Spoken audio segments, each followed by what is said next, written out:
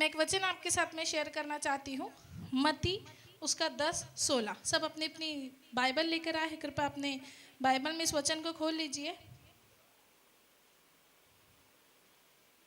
देखो, मैं तुम्हें भेड़ों के समान भेड़ियों के बीच में भेजता हूँ, इसलिए सांपों के समान बुद्धिमान और कबूतर के समान भोले बनो। Hallelujah, hallelujah. प्रभु यीशु मसीह का इस कलाम के लिए मैं प्रभु यीशु मसीह का धन्यवाद देती हूँ, पवित्र आत्मा का धन्यवाद देती हूँ। मैं आपको ऐतिहासिक एक पुस्तक है जूडित की कहानी, जहाँ तक आपने कभी सुना नहीं होगा क्योंकि बाइबल में नहीं है, बाइबल के बाहर में है। और बाइबल में ऐसी कई सारी बातें हैं, कई सारी किताबें हैं जो नहीं छापी गई हैं, है ना। मगर मैं आपको उसी ऐतिहासिक घटना में से, जो सत्य घटना है, हमारा परमेश्वर से रिलेटेड कोई भी बात झूठी नहीं है ना। हमारा परमेश्वर से जुड़ी हुई हर वो बात सच्ची है। तो आप मेरी बात ध्यान से सुनिएगा कि एक औरत क्या कर सकती है। सबको ऐसा लगता है ना कि औरत ठीक है ना, बहुत इमोशनल होती है ना, जल्दी रो देती है, जल्दी बुरा मान जाती हाँ है ना। बट इसके अलावा भी इसकी एक बहुत बड़ी पहचान है ना। मैं मदर्स डे के अवसर पर महिलाओं को इनकरेज करना चाहती कि आप एक योद्धा भी है यीशु मसीह के नाम में। हालेलुया। मैं आपको बताना चाहती हूँ आप क्या कर सकते हैं। एक जूडित नाम की परमेश्वर की एक दासी थी जो विधवा थी। हालेलुया। और वो एक जगह पे रहती थी, उस जगह का नाम है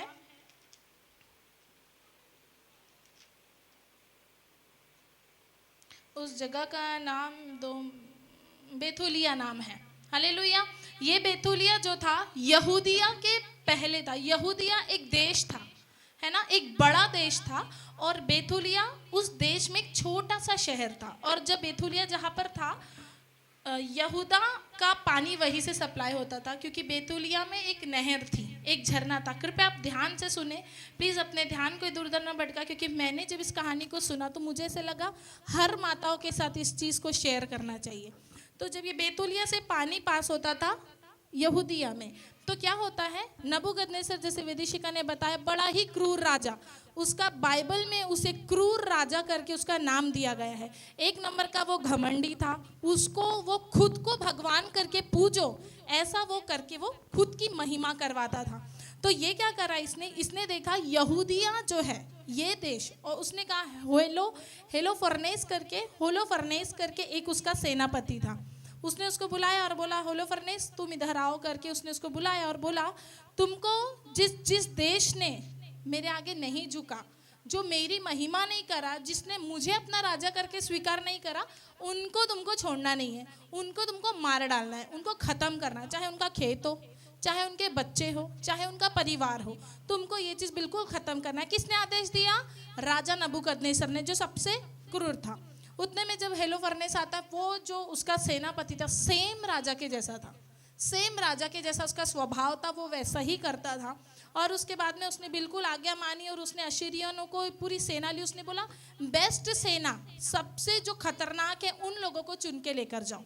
उसने होलोफरनेस ने उनको चुना और बिल्कुल भी लेकर गया। आप इमेजिन नहीं करोगे, जब उसकी सेना चलती थी तो इतना ऐसा लगता था कि पृथ्वी कांप रही है। इतना एक भारी आवाज़ और इतना एक भयंकर वट उन सेना में था, है ना। फिर उसके बाद में क्या होता है, जब वो सेना जाती है तो उसके रास्ते में जो देश आते वो उनको मारते चले जाता, उनके खेत को ख़त्म करते जाता और उनके बच्चों, उनके बड़ों को क्या करता, गुलाम करते जाता। जब ये बात बेथुलिया को पता चली, और आपको मैं बताना चाहती हूँ उसने क्या किया, उसको पता था कि यहूदिया को वश में करने से पहले मेरे को अपने बेथुलिया को क्या करना पड़ेगा, वश में। क्यों? क्योंकि यहाँ से वो पानी अगर रोक देगा तो ये लोग जो है इनको मेरे पास झुकना ही पड़ेगा। तो ये बेथुलिया को पूरा, ये होलोफरनेस जो रहता वो पूरा उनको घेर लेता, और घेरने के बाद जिस जगह से, जिस नहर से पानी आता, उस पानी को भी वो अपने कब्जे में कर लेता। यह जो बेथुलिया के लोग थे, जितना पानी उनके पास बचा हुआ था, वो लोग शहर के अंदर कैद हो गए थे। आपको मैं बताना चाहती हूँ कि जैसा हमारे इंडिया की शहरपना है ना, वैसी यहूदी, इज़राइल सबकी एक शहरपना होती है। तो बेतुलिया का भी एक शहरपना थी और फाटक था वहाँ पर। उसने जब उस चीज़ को देखा तो उसने सबसे पहले पानी को कब्जे में करा, है ना। आप उसे नोटिस कीजिए, उसने पहले क्या किया, पानी को कब्जे में किया। क्यों? क्योंकि लोग कहते हैं जल ही जीवन है, लोग भूखे रह सकते हैं मगर प्यासे कभी नहीं रह सकते, है ना। उसके बाद में उसने उस पानी को कब्जे में किया और उसने बेतुलिया के लोगों के पास जितना पानी बचा था वो बेचारे पीते गए, वो मोल लेकर पीने लगे। उसके बाद क्या हुआ, उनका पानी ख़त्म हो गया और वो लोग ने सोचा कि उनके बच्चे बीमार हो रहे हैं, उनके घर के बूढ़े बीमार हो रहे हैं और वो बहुत ज़्यादा एकदम ज़्यादा परेशान हो गए थे। उसके बाद में ऐसा होता है कलीसिया कि वो लोग बोलते हैं कि हम सरेंडर कर देंगे। किसके सामने?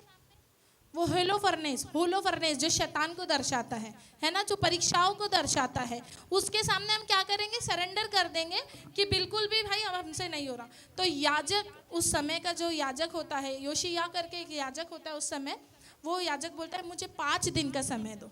मुझे क्या दो? 5 दिन का समय दो। मैं परमेश्वर से प्रार्थना करता हूँ, अगर वो चीज़ नहीं हुई तो फिर हम उनके आगे क्या करेंगे, सरेंडर कर देंगे।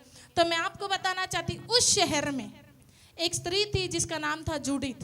क्या नाम था उसका कलीसिया? जूडित उसका नाम था। वो विधवा थी, वो बहुत खूबसूरत थी, बहुत, मगर वो हमेशा मोटे कपड़े पहनती थी।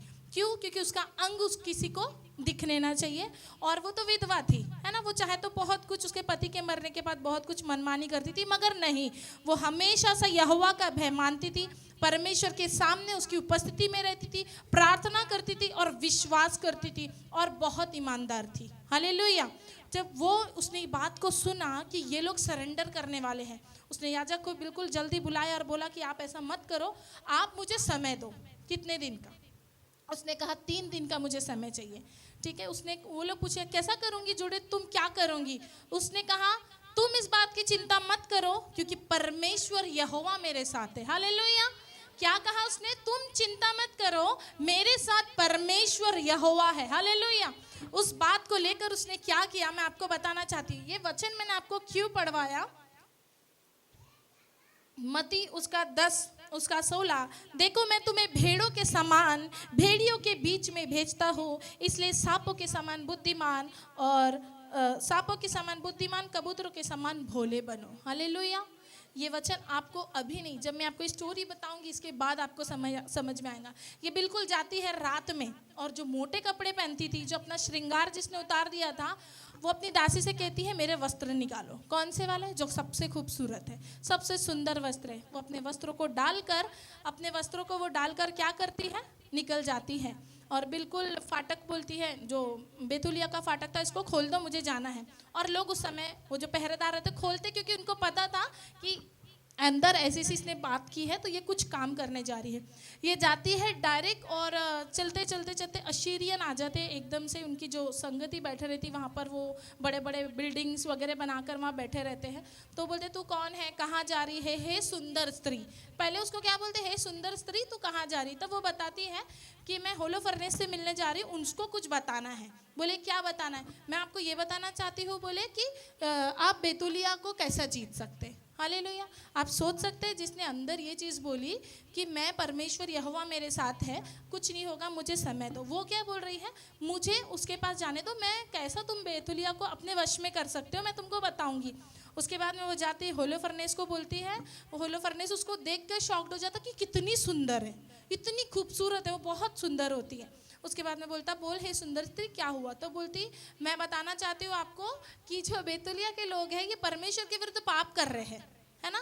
ये लोग गंदी चीज़ें खा रहे हैं, अपवित्र चीज़ें खा रहे हैं, इसलिए इनका परमेश्वर इनको श्राप देगा। तो आप इतना इनको मारो कूटो मत। जब ये पाप करेंगे तो परमेश्वर इनके ऊपर जब क्रोध भड़काएगा तो मुझे बताएगा, ठीक है, तो मैं आपको आके बता दूंगी। तो वो बोलता, अच्छा। ये उसने राजा को क्या कर, बुद्धिमानी से, चतुराई से उसने उसकी बातों में क्या किया, उसको फंसाया। उसको क्या बताया कि नहीं, मैं तुम्हारे ही तरफ से हूँ, है ना। उसने किसका सहारा लिया? बुद्धि का। हर समय लोग कहते हैं कि हाँ बुद्धि बुद्धि, मगर नहीं, हमें कहीं ना कहीं विश्वासी को चतुराई से। ये खुद यीशु मसीह की वाणी है ना। ये किसी प्रेरित परमेश्वर के 12 चेलों ने नहीं, ये यीशु ने खुद ने कहा है। हालेलुया। जब ये ऐसा होता है तो जब ये जाती उनसे बात करती, बोलती है मुझे, वो बोलते देखो क्या करना पड़ेगा, बोलती है मुझे 3 दिन इस जो शिविर के बाहर जाने दो, मैं रोज रात को प्रार्थना करूंगी और मैं ये बेतुलिया को कैसा तुमको अपने अगेंस्ट करना है मैं बताऊंगी। वो 3 दिन जाती कलीसिया, मगर वो जाकर परमेश्वर से वो प्रार्थना करती, खुदावंद मेरे शहर को बचा।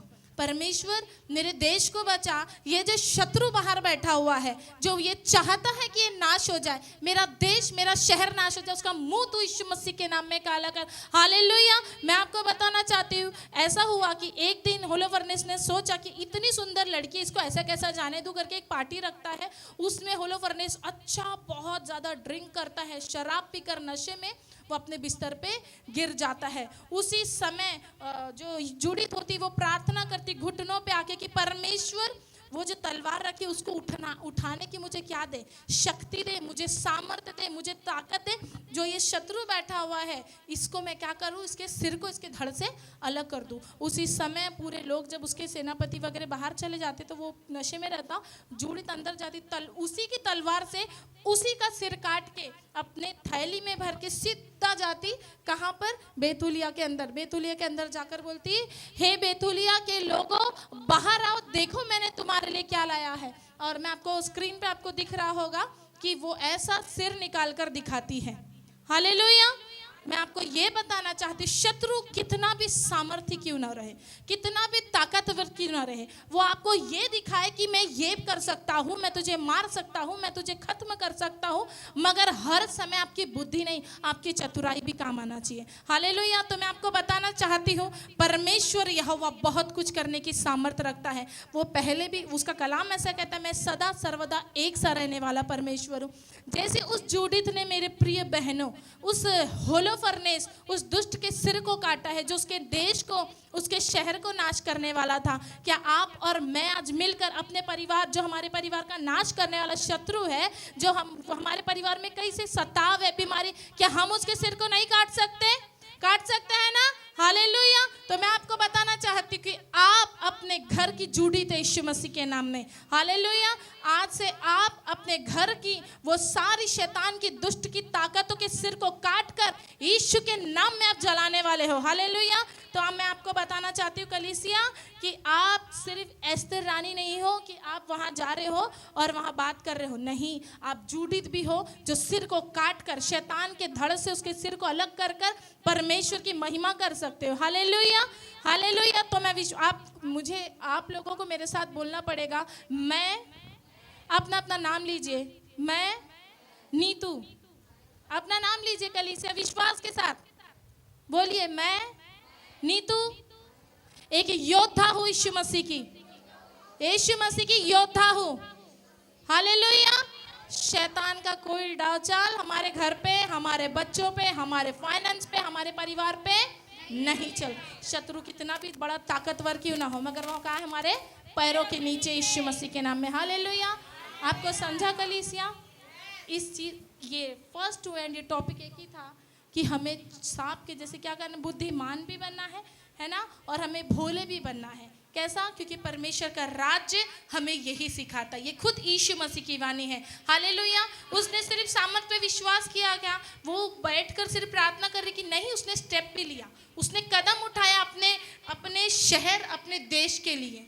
हालेलुया। क्योंकि अगर वो बेथुलिया उसके वश में हो जाता है ना, वो शूरी नबूकदनेस्सर के वश में हो जाता, तो जो यहूदी था वो यरूशलेम का पूरा मंदिर भी खतरे में आ जाता था। मगर परमेश्वर का धन्यवाद हो कि सच में प्रभु ऐसी स्त्रियों को, ऐसी औरतों को हमें यीशु मसीह ने चुना है। हालेलुया। मेरा विश्वास है परमेश्वर इस वचन के द्वारा आपको ब्लेस करे और बहुत आशीषित करे। सभी को प्रेज द लॉर्ड।